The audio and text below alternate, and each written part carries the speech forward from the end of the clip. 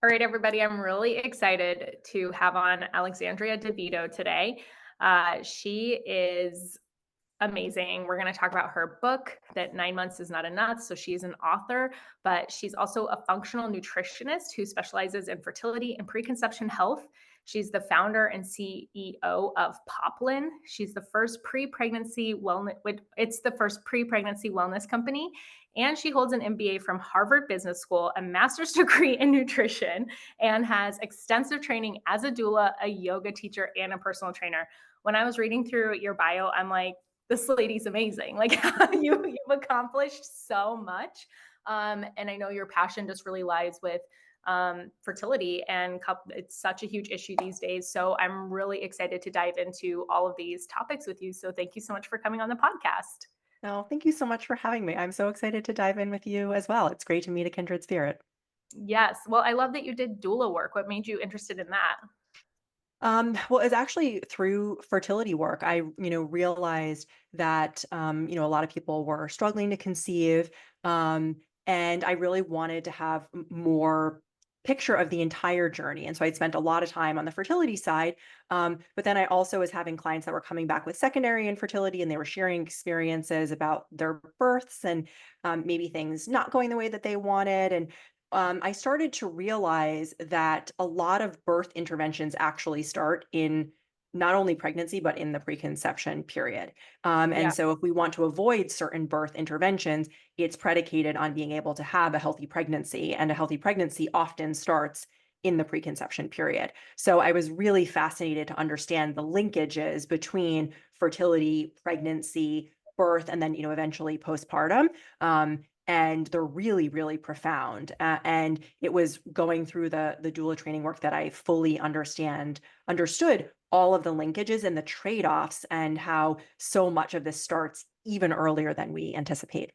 Yeah. Amen to that. I always say I loved like reading through all your stuff because I've said it on here so many times that like you prepare for your wedding, you prepare for your career, and then when it comes to having a baby, your provider's just like, "Oh, okay, stop taking your birth control." And there you go. There's literally zero information about, hey, like here's some vital nutrients to focus on that a lot of women are depleted in, and pregnancy sucks these ones out of you. So let's make sure you're getting good Mm, nutrient stores in. Let's make sure, that we're even body, mind, and spirit, right? Like before I got pregnant with my first, I ended up going to a counselor for a while because I just wanted to work through some personal issues that I had, because I was like, I don't mhm. want to carry this stuff into the season of motherhood. And like, come to find out, motherhood just brought up its own thing, that I Yep. needed to go back to therapy for.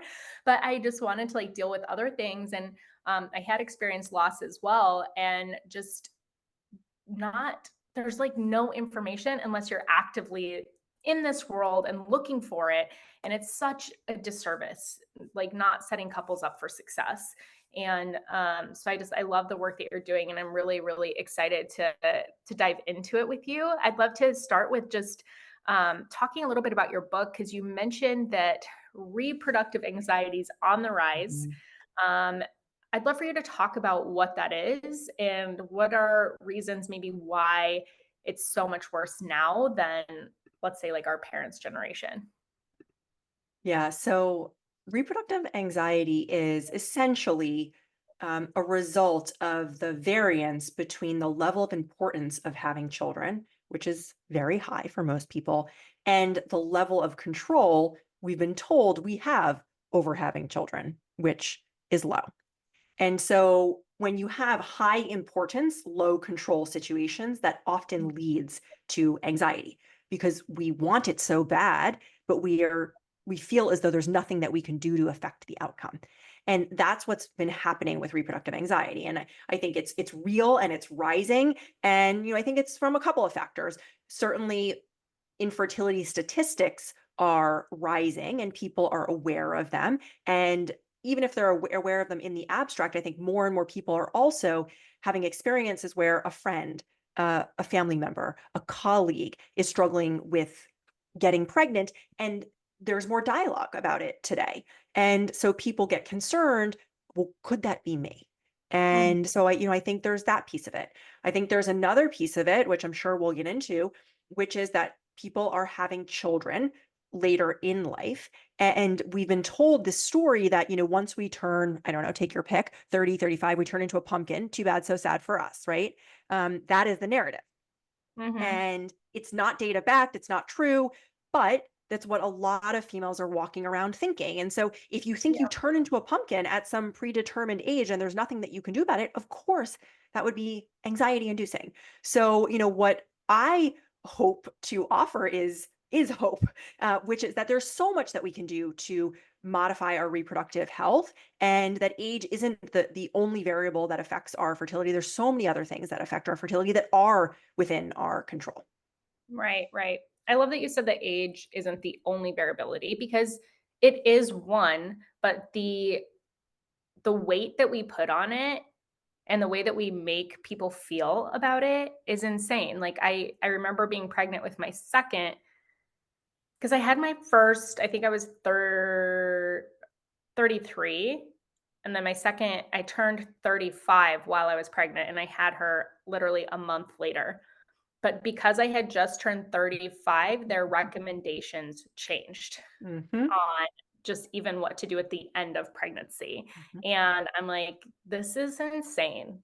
It's wild. This is insane. Right. Like, this isn't a hard cutoff. I know that maybe they want to draw a line somewhere because, do we wait until 40 because certain risks go up? Or do we, they want to draw a line somewhere to be more proactive. But the way that the way that the system's going about it, I feel like is very wrong. Like it's not like you said, you turn 35 and you're a pumpkin. Like that's not even true. Like obviously there's 40-year-olds who are healthier than some 25-year-olds. So it's like everything is so nuanced and everything is such a sliding scale that like you can never lump everybody into one category. And that's the crappy part about the way that our medical system like is set up is that, oh, you're over 35. Oh, like, just whatever X, Y, and Z. If you had IVF, we want to induce you early. We want to, like all these different things. You're over 35, you're an IVF pregnancy, basically you're automatically high risk. Hmm. And that's just not true. I would agree. It's not true. And I think you're right. Unfortunately, we use a lot of age-based models in traditional medical care. And it's as if all 30-year-olds are created equal, all 35-year-olds are created equal, right? On a cellular level. That's the way we treat them. And that's not true biologically, right? And, Right. there's a lot of data that's coming out now to say that your chronological age, meaning your age in years, right, kind of what's listed on your birth certificate, is often different than your biological age, meaning the vitality and vibrancy of your cells based on how you live your life. And we all Mhm. know this practically, right? We see the 30-year-old who looks like they're 50, and we see the 50-year-old who looks like and is running circles around all of us like they're 30, right? And so, our egg cells and our sperm cells are cells like any others in the body. And so they are also subject to how we eat, how we move, the environment that we're surrounded by, the people that we're surrounded by. All of these things can modulate our, epigenetic expression. And, I'm sure we can, get into the science of that at some point. But we forget that. And so we can modulate our biological age, but we can't change our chronological age. And Right. so, I think that's a really important piece of this puzzle is understanding what we can have agency over and, what is not changeable and focusing on the things that we can change and not letting anyone, right, just slap these labels on you like geriatric pregnancies, that are, I mean, I think all of this stuff needs a rebrand because it's so incredibly disempowering. And as you said, right, I mean, probably not a lot meaningfully happened in the 1 month between when you were 34 to when you turned 35. But we follow these mechanistic models and just all of a sudden are like, without looking at the person in front of us, we apply these, these data tables, which are inefficient at best and usually ineffective at worst. Yeah, for sure. I would love before we dive into some of these like topics, I definitely want to talk about epigenetics. I've mentioned it on here before and I've had a lot of people message me because I've like maybe like on my Instagram, I've just like mentioned it that, that like, with that just like, let's say sperm or whatever, making those changes a few months before you start to conceive can actually change the genetic expression that you're passing on. So I definitely want to dive into that. But before we do, you are one of the few preconception experts in the world. So I'd love for you to describe what a preconception expert is and to talk about what makes this role so important, because I don't think I've ever heard it until now. It's a new field. We're crafting it right now as we go. So if folks who are listening are interested, now is a great time to get involved because we're shaping a lot of this conversation as we speak. So first, I'll just talk about kind of how I distinguish between preconception and fertility, because that gets into kind of a preconception expert versus fertility expert. But fertility is oftentimes a binary equation. Did I get pregnant or did I not get pregnant? Right. And that's usually where we end the conversation. But most people are not just interested in getting pregnant, they're interested in getting pregnant with a healthy child. And so preconception is the umbrella around that. What preconception essentially is, it's the time period before and between pregnancies where you can optimize your health to impact your ability to get pregnant and the health of that future pregnancy. This is true for both reproductive partners. It's true whether you're 23 or 43, and it's true whether it's a first pregnancy or a third, a fourth, a fifth. It's relevant each time that you are conceiving. So Mhm. preconception is the umbrella, and fertility is a subset of preconception. And the beautiful thing about preconception is that when done optimally, it increases the probability of fertility, so getting pregnant, and the health of a pregnancy and baby. So Mhm. it's much more holistic in nature. And so someone who's focused on preconception is by very nature focused on helping someone get pregnant, but also thinking about the things that have knock-on effects to ensure that that's a healthy pregnancy, will lead to a higher probability of having a healthy birth, healthy postpartum for mom, and healthy early childhood development for baby, and so on. Mhm. Yeah. Yeah, that makes sense. Because I feel like people would hear, like, a preconception expert, and they'd be like, "Oh, like an IVF doctor or somebody like that." But we all know, like, I've known several people who have done IVF, and I feel like I'm always baffled because I ask a lot of questions about it, um, just by some of the information that I hear from people I know who have gone through IVF and, like, what their doctors have said that just seems so off par that it blows my mind. Like, saying that you don't have to change any lifestyle habits. Like, Mhm. there's a sperm issue, but no, your partner doesn't need to stop smoking. There's a sperm issue, but no, he doesn't need to stop drinking. There's enough sperm here that we can work with, but then you're not taking into account the epigenetic expression in that sperm. And that could lead to a loss, that could lead to adverse health outcomes. So also, I had a friend going through IVF, and they were starting the process. I'm like, "So did your doctor tell you to, like, start a prenatal to start filling in some gaps?" And she was like, "No." I'm like, "What? Like, what is this information that, like, you're getting? Like, if you want this to be successful, like, I mean, studies show that, like, even 97% of women are taking a prenatal, and 95 of them are still deficient in something. Mhm. So Wild. we're not getting what we need from food alone, and even from most prenatals alone.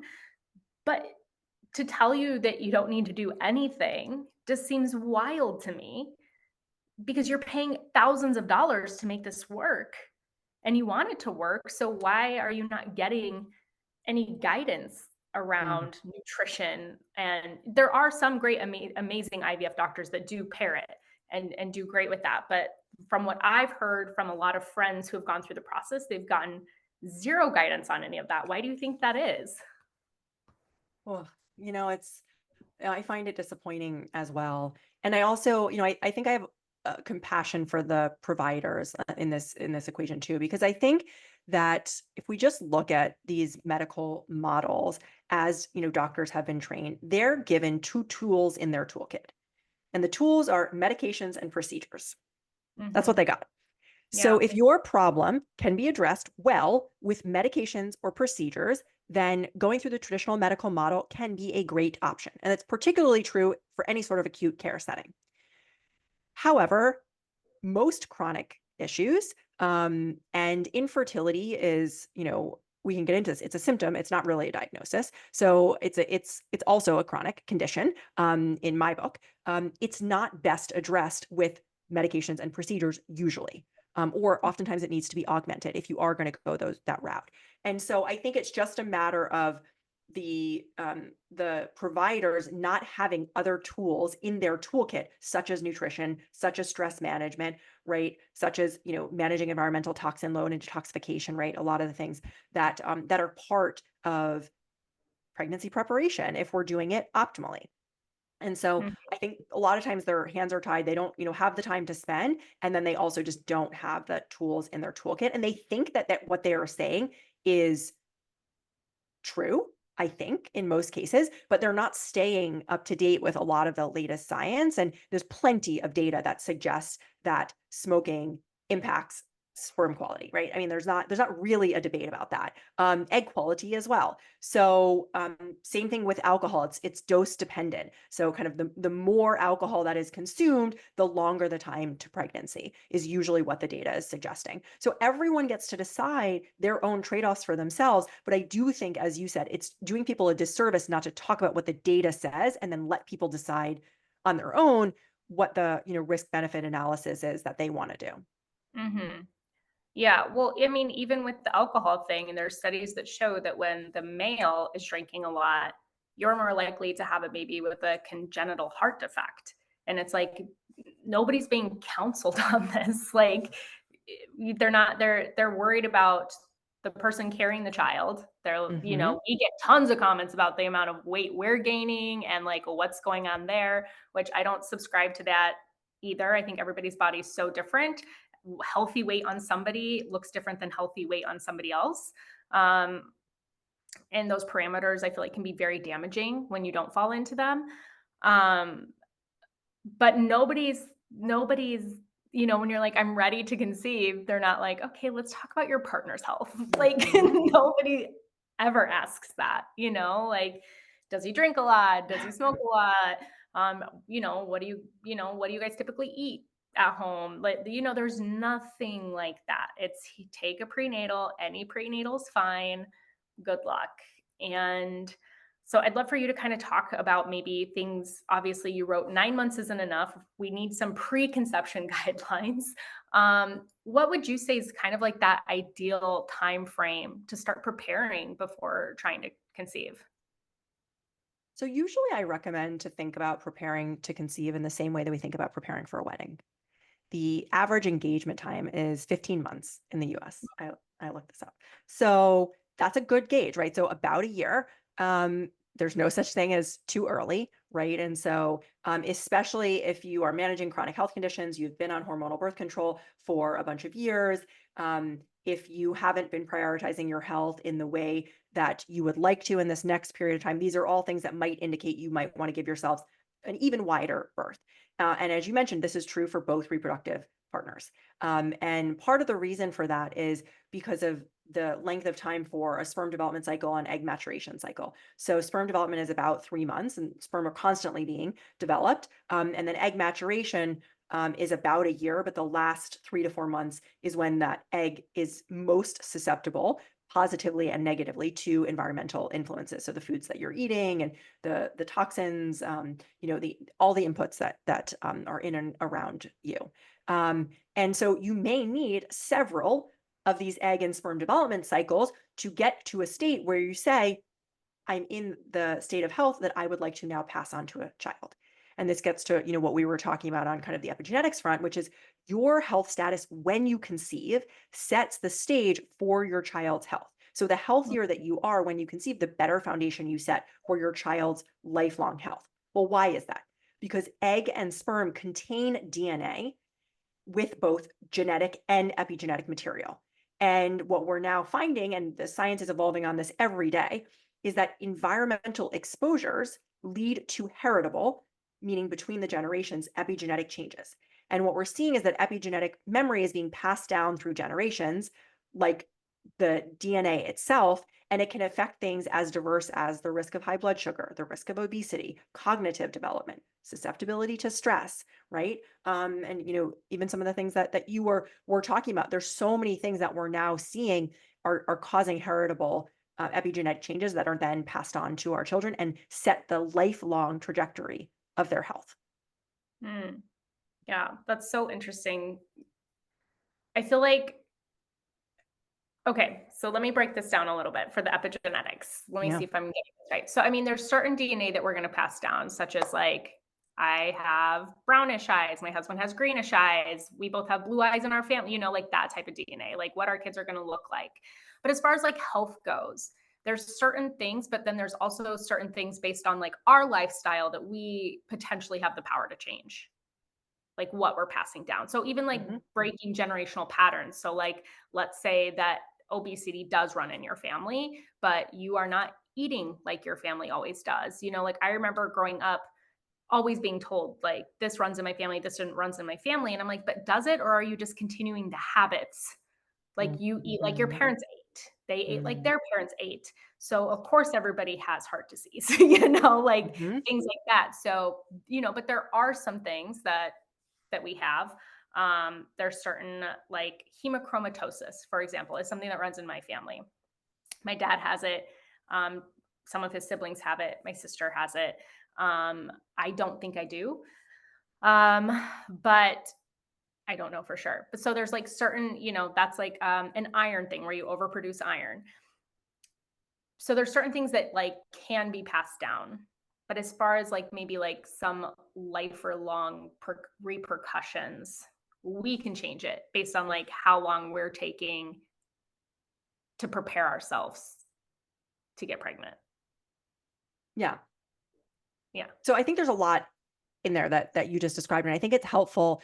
I think it's really helpful to break this down because we throw these terms around, and it can be hard to understand. Like, does this really matter? Why does this really matter? So I think I'll add a few things. So best we understand today, it's about a 80-20 relationship between nurture and nature in terms of propensity towards health or disease. In other words, 75 to 80% of your health outcomes are predicated on your lifestyle, and 20, maybe 25% are predicated on your genetics, meaning the deck of cards that you were handed at birth. So the vast majority of health outcomes today, as we understand it, are dictated by your choices. Mm-hmm. And so, as you said, there are some things that you were handed, right? And um, even some of the things that you're handed, in some cases, are propensities. So there's certain genes that have a higher propensity for Alzheimer's, for example, or heart disease, for example, cancer as well. But just because you have a genetic predisposition towards something does not mean that is your destiny. It Right. means that, yeah, you may have more cards stacked in the favor of that than other people do. But it doesn't necessarily mean that it will manifest for you in this lifetime. Mm-hmm. So, what that says to us is that we actually have a lot more agency over disease processes than we may have been led to believe. And, I think the point that you're making about heritability in families can be confounding because yes, you have the practical heritability of DNA, but then you have the behavioral um, heritability, and then also what people expect is an important piece of this too. There's a psychological component. I mean, that's why the placebo effect is so powerful. Is if we believe, oh, everyone in my family has this thing, right? Then the probability of us actually bringing that to fruition ends up being higher because we are mirroring the behaviors that we see, and then that outcome results, and we're not surprised by it, and we live into it. So I think these can be complex, but to me the important takeaway is that the vast majority of these factors are influenceable by you, and in this period of time you have the opportunity, as you're preparing to conceive, to influence in a positive way these things for your future children in a way that gives them a legacy of health. I mean, we have lots of different legacies. That's one legacy that you can gift your children in a really profound way. Mm-hmm. Yeah. Yeah, I just think a lot of people aren't like thinking about that, and we're not like thinking it's like, oh, I had my baby, they're healthy. but we're not thinking about their health when they're 50. We're not Mm. thinking about like, yeah, I took birth control, got off the month I got pregnant. I ate whatever, like throughout my pregnancy, I could not eat healthy food. I lived off of whatever. My baby's fine. My baby's fine. They're healthy, they're whatever. And then we just take that. And it's not like you're not seeing the glimpse of their future Mm. and those things that like potentially we're impacting by the choices that we're making. I mean, Mm. even when you're looking at infertility now, like some could be how we've lived our life up to this point, but also the amount of like toxin load that our parents took in, the amount of, I grew up with we didn't eat super healthy, microwaved plastic, just like all these different factors. And then also like add like what was your birth like? That impacts health. Like what being when the generation I grew up in as a kid, as soon as you're sick, you're put on antibiotics. Like there was no, hey, let's see, like this is all impacting gut health. So I feel like things too that I know that there's some genes that can get turned on and turned off. So it's like maybe you have this stack against you. And if you are living pretty well and healthy, maybe that thing's never going to happen. But you had chronic ear infections as a baby. So you were constantly on antibiotics. And then, you just grew up in a home that wasn't very conscious of toxins. I mean, I didn't get into the no plastic thing till like the last decade, but I grew up microwaving plastic. I don't know how that's impacted me, eating my food out of hot steaming plastic, like whatever it is, like, you don't see like all of these things. So I feel like I guess if you have a small chance to potentially impact your future child's outcome. Like, why would you not? Because there are going to be some life factors that are thrown at you that are out of your control, which made me think of like the anxiety that you were talking about earlier, because that was like such a good definition where it's like high importance and low control. Because I'm like, oh, that's parenting. Like, I'm like, Yep. that I never had anxiety until I had kids. And I was like, Mm. my kids are so important to me, and you realize how little control you have. I have some control, so I try to focus on the things that I can and let go of the things that I can't. Um, like I had this crazy dream a couple months ago that my daughter fell at the park and like just snapped her arm in half. And I'm like, I woke up and I couldn't like stop thinking about it. And I'm like, that could very possibly happen. I can't control. Am I not going to let her play at the park? No. Mm. Like she might break her arm at the park. So I'm telling my husband, he's like, okay, when this does happen, because it might, you need to stay calm. And I'm like, oh my gosh, like that anxiety was like such a good definition. But it can also like feel so weighted. And it's like, okay, so we are completely responsible for all of our future children's health outcomes. So it can also feel like very weighted.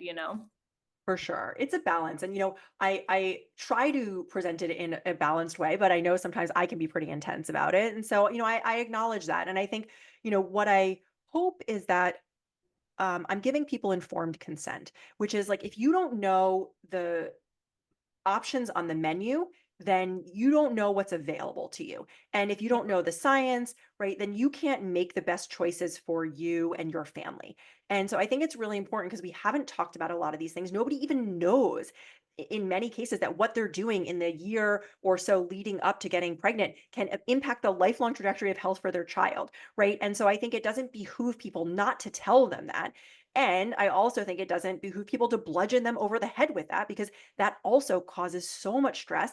And in all things parenting, I feel like people beat themselves up. And it's, there's always something that, could be done differently or, you wish you did it differently. And, that's exhausting. Yeah. And so you do the best that you can with the resources and information that you have. And sometimes we can do a little bit better and a little bit better and a little bit better. And I'm certainly a fan of that. but I hear you. And, there's also the factor, yeah, like I can't control what happened when I was 10 years old. I can only manage, not even control. Sometimes I'm careful about that word. I can manage what I'm doing today. And so, we're handed some things that maybe we wish we weren't, but we manage the best that we can. Um, and I think the other thing that I would just say, a couple things that I would just say about like some of the points that you made is one of the reasons why I'm such a fan of preconception preparation, in addition to, all the reasons that we already talked about, is because sometimes pregnancy can be unpredictable. So, just as an example, you may have the best laid plans for, kind of your pregnancy, and as you were kind of mentioning, you may not have an appetite, or you may not be able to stomach the foods that you want to eat. You may not be able to eat all the leafy greens and all the vegetables that you really, really want because you're nauseous for weeks on end. And so the more that you can get that stuff in beforehand, the more flexibility you have, making sure that your nutrient stores were really robust beforehand to allow for some more flexibility when unpredictable things happen. Yeah, that's so true. Um, those nutrient stores beforehand, like, definitely play a role. Like, throughout the first trimester, I feel like they kind of like carry you through because a lot of people do deal with nausea and food aversions. And I've always had food aversions. I remember with my second, cooked vegetables were like, and I had a lot of meat aversions throughout a Mm. huge chunk of my pregnancy. But like any cooked vegetables, and toward the end, like the first trimester, I couldn't do it, and then I got to a point where I'd force myself because I knew it was healthy, but it wasn't enjoyable. Um, I tried to like eat salads and stuff, or I could like eat it in a soup, but and then for like a year after I had her, cooked vegetables were like still an aversion to me, and now I like them again. Um, but I've always had like super strong aversions that like come and go. Um, but yeah, I mean, that work is definitely important. And I don't know, I feel like it's hard for people, because there's still kind of like this rhetoric, I guess, like if you can't get pregnant, then you can just do IVF. And that's the next step. So I'd love for Mhm. you to maybe speak to that, or alternatives, or as I mentioned before, like things pairing with it, or like what your advice to that would be.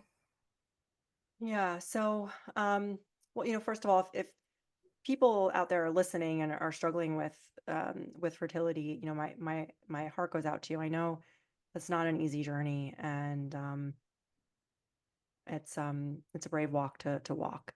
So, I think what I would say is that most of the time, what I observe in this space around infertility is that people are usually being given only one of two options, which is either do nothing and spend $0, or do IVF and spend $60,000, which is the average cost at, $20,000 roughly per cycle, and 3 cycles to achieve a live birth. Right. So those are the options that are being given to people that are struggling to conceive. And if you want to build your family, most people are going to choose door number two, right? If they have, they're going to find whatever means they can, if they can, to pull together resources to be able to make that happen and build their family. And I think that IVF is an incredible marvel of medicine, and it's given the option to have reproductive children uh, for to two people who wouldn't otherwise have had that, which is same-sex relationships, people who've undergone chemotherapy, sometimes in some cases people with structural abnormalities. So it's incredible, and it is being used too early and too often in the rest of the population. And we're not often exploring a lot of what's going on. Most infertility is being deemed as unexplained infertility. And I would argue it's usually not yet explained because we haven't gone deep enough, we haven't gone wide enough to figure out what is going on. And regardless of what path you go down, whether it's natural fertility or assisted fertility, your health is the most important foundation. And if you happen to go down assisted reproductive pathways, the probability of doing fewer cycles if you are healthier means, that you have higher probability of success and you can spend less money to do this, right? So regardless of what path you're going down, I think it really behooves you to understand what is going on with your health and your reproductive partner's health, and to try to optimize that prior to any sort of cycle. Because it not only pays dividends in the cycle, meaning the fertility side, getting pregnant, but it also pays dividends in what we've just been talking about in the health of that baby. Hmm. Right. Right. Yeah. I do think that there is just kind of like those two options presented. Um, and I think that we just kind of like have a hard time. It's hard sometimes making changes and like taking ownership of other things. Like I'm actually working with a functional practitioner right now, just having 3 kids so close in age, like my body is feeling very off. I know that like we want to have one more kid. I've experienced a couple of losses. Um, and I know I had some gut health issues and stuff. And like come to find out my liver just really sucks right now. Like it's not detoxing well, like it's not whatever. So I'm glad that like I'm working with somebody, but it can be like really hard. And making lifestyle changes can be tough. Um, because there's certain things maybe that I want to enjoy that like I can't right now. Yeah. For me, like giving up drinking's very easy. I could care less if I had a glass of wine or not.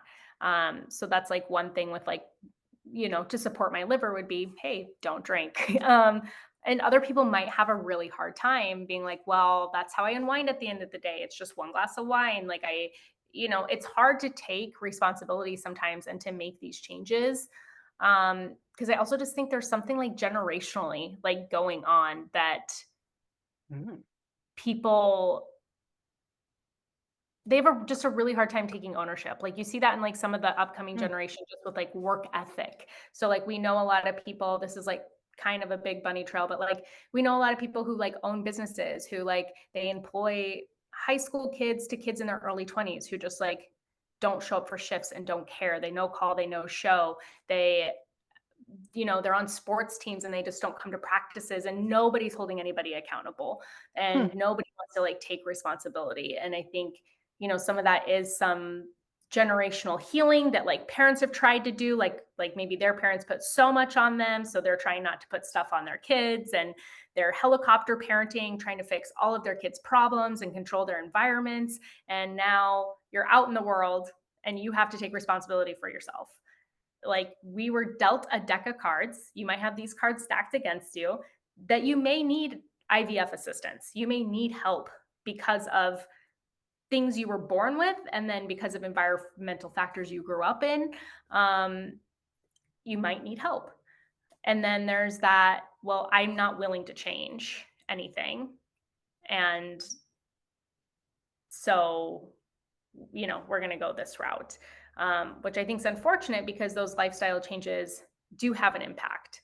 Um, but I've just also seen a lot of people have a lot of issues and be very unwilling to change, or their partners being very unwilling to give up drinking for a few months, um, or give up smoking or whatever it is, which is unfortunate. Which I have my own like personal biases about, but it's like we give all that up when we're pregnant. You can't do it for a little bit, Mm. like okay, you know. But I think that like factors into it a little bit too. Like just how even just the medical model in America is like it's based on treating symptoms. Like we're not looking for root cause health here. Mhm.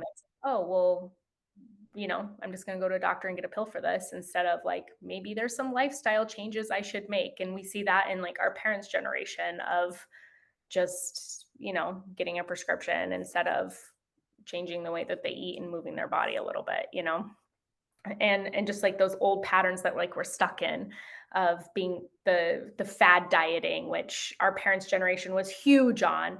And obviously like I grew up saying, but I've been very like good, like not as an adult, not buying into that. And it's definitely not something that I want to see my daughters grow Mm. up seeing. Um, so I know that this is like a huge struggle, but do you get what like I'm trying to say? Yeah, no, I think so. I mean, I think every generation has their stuff. We'll say stuff, right? And Yeah. and I think, yeah, oftentimes we try to compensate for the stuff that was handed to us, and maybe sometimes we overcompensate. Um, but what I think is interesting about, this period of time is two things. It's, my message is, do it for the kids, but also not just for the kids, right? And, a lot of the actions that you take in this period of time are indicators of your future health status. So, kind of talking about the point that you were making, right? When we think about, behavior change and these things are hard, I get that. But infertility is a marker of future health. And so, what I saw when I was looking at a lot of lab work is that someone who struggled with infertility in their, let's say, 30s, was then diagnosed with a series of health conditions in their 40s. Mm-hmm. And if we look at the lab results and we look at stuff, these disease processes were clearly present in their 30s, and they were circumvented because people did not want to deal with them in their 30s, or they didn't even know that they were present. And so we can only ignore the symptoms that our bodies are telling us for so long. And infertility is a symptom, it's not really a diagnosis, even though we treat it as a diagnosis. All it means is that you have tried to conceive for 12 months if you are less than 35, or 6 months if you are over 35, and you've not been successful. It does not say anything about your capacity to conceive. And based on the data that I've seen, only 1% of females, I don't actually have the data for males, are sterile, meaning physiologically incapable of reproducing. The rest of the population, which is 99%, is capable of reproducing. So what we are experiencing is, a decreased fertility, not infertility. Infertility implies not fertile. Fertility is a spectrum. It's not an on-off switch, though we treat it as such. And so, if you're experiencing challenges with fertility, I think it's really important to know, like, people who have who struggle with infertility are at a higher risk for hormone-sensitive cancers. People who have hormonal imbalances that are associated with infertility have increased risk for cardiovascular disease. Men who have low sperm count, low sperm concentration also have higher risk of heart disease, and higher risk of cancer. So, these are not just, it's not just about fertility. Fertility is a marker of your health. And so, I think that's important. And so, there's a lot of leverage points. I think what I found working with a lot of clients is that they can struggle with health conditions for years and years and years. But when people want to build a family, often they're very motivated and very activated, and they'll do things for their kids that they may not do for themselves. Mm-hmm. Yeah. Yeah. Have you heard of the book, The Fifth Vital Sign? Hmm. Hmm. Yeah, I had Lisa on the podcast like years ago, and I think Oh. that that's like another disservice kind of like we're doing to young women is we're not taught about our bodies and our periods, because your period is a vital sign of your health. Hmm. And we think all these conditions are normal when they're not. They're common, they're Yeah. not normal. So Hmm. you having crazy period cramps to where like you can't even go to school every single time you get your period, there's something else going on. Like your body's telling you something else is going on. And I was part of that generation too, that I got put on hormonal birth control at like 14 years old because my periods were so heavy. I had such bad cramps. I don't remember how long I was on it. I don't think very long, because I don't even really remember it being on it like in high school. And then that was really it. But the last couple times I went to the doctor with like period issues before we had kids, their only solution was birth control. But I knew something else was going on. Hmm. So I did a lot of digging and I found somebody to work with. And I was at risk for like breast cancer because I was overproducing so much estrogen. My body couldn't eliminate it. My liver was bad. I had a parasite, like all sorts of health issues going on. I had a miscarriage, and I just it nobody tells you that until you're in it, until I'm at a point where I'm like, hey, we want to start a family soon. Like, and then it's like, oh, well, you have all these other issues going on. So we're doing such a disservice, like not teaching kids about their bodies, and young women about periods and signs to look for, and even early testing of like, these things are off. Okay, like let's test your hormones. Let's test these other things to see maybe you need some support in this different area. Um, so yeah, it, I think that it's all catching up to us, at some point, because we've never really been taught about it. But I know that there are active things, like a few things that, like people listening today that want to have kids, that there are some things that there's research on that are for like top fertility blockers. Um, so for those people listening who are like, you know what, like we know we want to try to conceive soon, maybe we are right now, we're doing the best we can. Um, but there might be some fertility blockers in their life that they don't know about. So I'd love for you to share those. Yeah. So I'm going to say one thing just on this topic of testing, because I think that's, part of what I would suggest people do. And I'm biased because I run a testing company, so everyone should take that into account. But I do think you're right, which is that I think there's stuff we can do on the micro level and stuff we can do on the macro level. And on the micro level, it's what is going on with my unique body right now today. And as you described, there was a whole host of things going on that you would never have known about if you had not tested. And, Mhm. you had an inkling that something wasn't quite right. But a lot of times people who have abnormal, in the case of, what I'm looking at, preconception labs, have no symptoms, or they think that their symptoms are normal to what you were Right. saying, right? So Mhm. they've adapted to a normal set of symptoms. So we're looking at a really broad set of biomarkers. It looks at your blood status, your hormone status, your metabolic status, your nutrient status, your immune status, with the premise that fertility is an extension of your overall health. So if you want to understand what's going on with your fertility, rather than waiting to try to conceive, right, and seeing how that goes, you can start earlier and get indicators of whether there are red or yellow flags that could potentially interfere with your ability to get pregnant or the health of a pregnancy. So, I mean, I think that's a great starting point for people who do like data and are interested in understanding more what's going on for them specifically. And then on the macro level, that's where the fertility blockers come in, where we say, okay, well, there's our unique situation, but then there's a host of things that most people are exposed to that can dampen natural fertility. Because the reality is our bodies were designed to conceive, but our modern environment was not, Mhm. right? And in the same way that our environment is obesogenic, meaning predisposing us to obesity, it is also infertilegenic, meaning predisposing us to infertility if we don't take compensatory action to offset the effects of our environment, right? And so this is what we're seeing. And so the big categories that I see that are fertility blockers are certainly nutrition. We're eating less food and more food-like substances, Mm. and we are getting more calories, calorie density, and less nutrient density. And you mentioned this earlier, right? The vast majority of reproductive age women are micronutrient deficient. And we're also seeing this on all of our Poplin panels. Over 80% of people are nutrient deficient, like lab flag nutrient deficiencies. These aren't even optimal ranges. So, and this is just a really, really huge issue, because this is basic blocking and tackling, right? Getting appropriate nutrients is foundational to be able to support fetal development, to get pregnant, and to support fetal development. So nutrition is a really big one.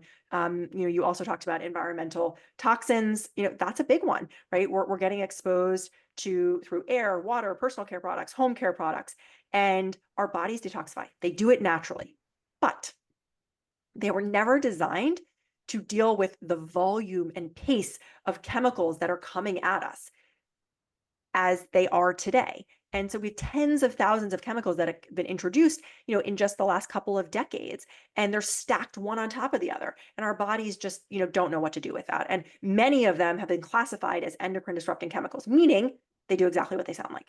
They disrupt our endocrine system, therefore our hormones. And the Mhm. last thing we want when we're trying to conceive is an external source of hormones messing with our own hormone levels, right? So that, can really interfere with things. Um, and then one other that I'll mention is, what's going to sound like a nebulous one, but hopefully I can explain it, is stress. And our bodies will always prioritize survival over procreation. Mm. And so what happens is your sex hormones and your stress hormones are in the same biochemical pathway. And if you're consistently stressed out, either psychologically or physiologically, your body diverts resources from making sex hormones to making stress hormones, and you literally don't have the raw materials to get a cycle, never mind sustain a pregnancy. So that's the physiology of how stress actually can impact fertility. And so, what I say to people here is like, it's not helpful to say, don't stress. And then like we Mhm. get in this mode of stressing about being stressed, and like that's even worse. Yeah. um, so, what I usually suggest to people is that acute stressors are not the thing to be worried about. Our bodies were designed to handle short term, high stress situations, like the proverbial running from a bear. But it's the chronic low level stressors like infections that we aren't aware of, like a parasite that's in our bodies. Marathon training can be stressors, like exercise that is too much for our bodies, right? There's a Goldilocks principle: not too much, not too little, right in the middle, right? That's true of exercise.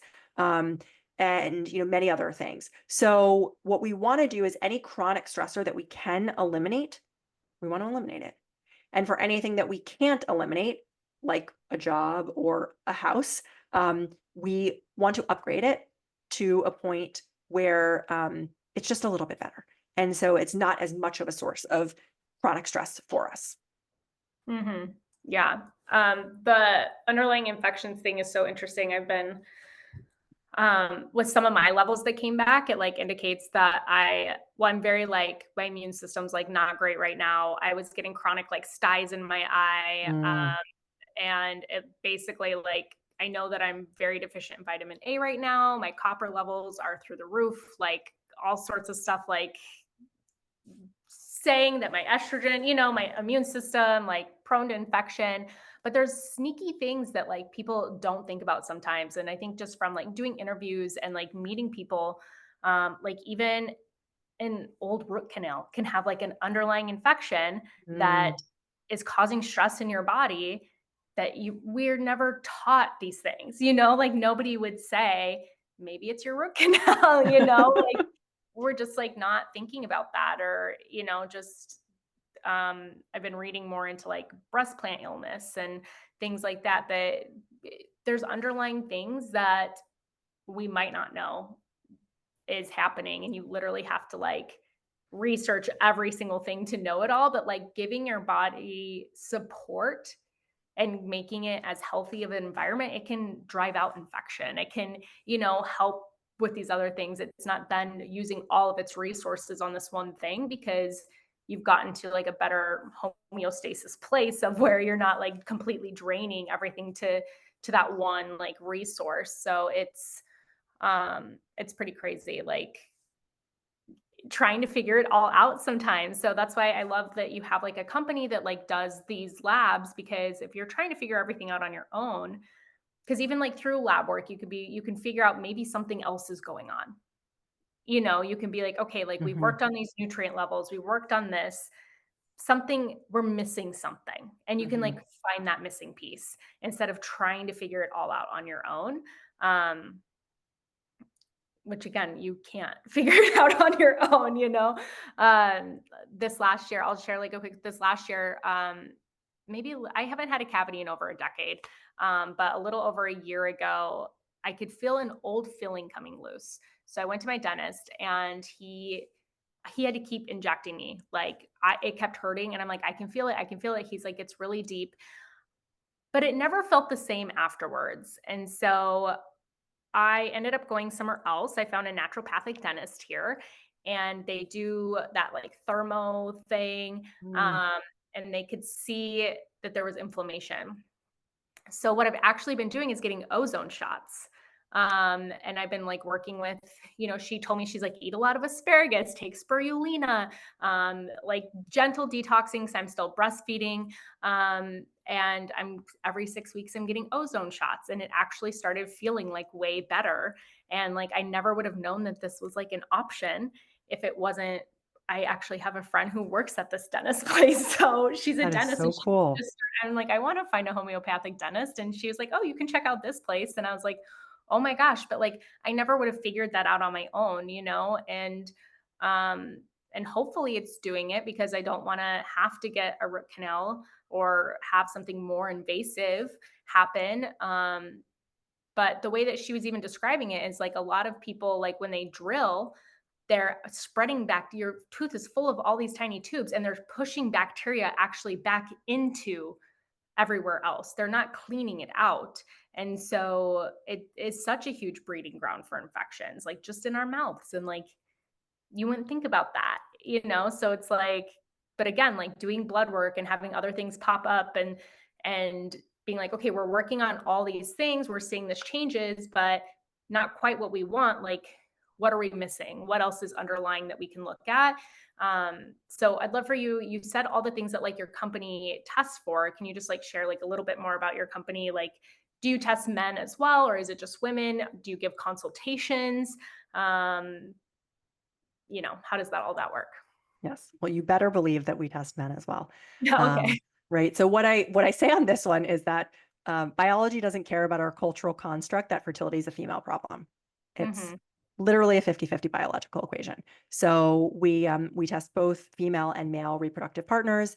Kind of depending on whatever people's relationship construct looks like, we're available for both of those. And there's slight modifications depending on whether it's the male reproductive partner or the female reproductive partner for the things that we're looking at. And so what you would do is you just order the test on our website. It's getpoplin.com, GETPOPLIN, if anyone's interested in checking it out. The list of all of our tests are there and kind of what they are and why they matter. And then you would either go to a local lab or have a lab tech come to you, do a blood draw, and then the lab will process the blood, and then you will receive results through our app that flags kind of the things that are off. And it will tell you kind of here's what the marker means and here's what are the implications. And then you would have a call with one of our pre-pregnancy educators to discuss the results and to talk about next steps.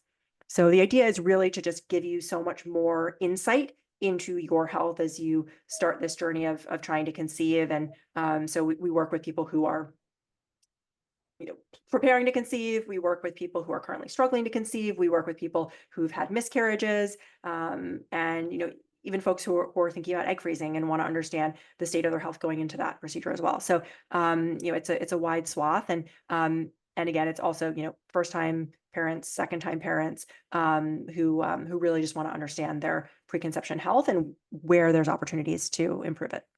Mhm. After you meet with somebody, is there like a kind of a follow-up or a check-in or anything like that? So we do have consults that people can choose to opt into, and then we're building out a few new service offerings now based on what we're hearing from our clients that they most desire from us. But the first step is to get the testing, and then we're open to supporting folks in a bunch of different ways, and we're working on the best ways to do that right now. Yeah, awesome. And then before we wrap up, tell us a little bit more about your book. So the book is called 9 Months is Not Enough, and it's the ultimate pre-pregnancy checklist to create a baby-ready body and build generational health. And so I think we talked about a lot of the things that it covers today, but essentially what it is a checklist to prepare to get pregnant, like we prepare for any other major milestone. And as a relatively type A individual, I was really shocked that there wasn't any guide or manual to help you think about, okay, well, what are the things that I could be doing in advance? Like a lot of the things we talked about, like, how do I think about preconception supplementation? How do I think about pre-pregnancy wellness testing? How do I manage my environment for these fertility blockers? So the book goes through, all of those, and it's meant to be a resource again for, both females and males as they are preparing to get pregnant, and to really help guide them on the process. Mhm. Awesome.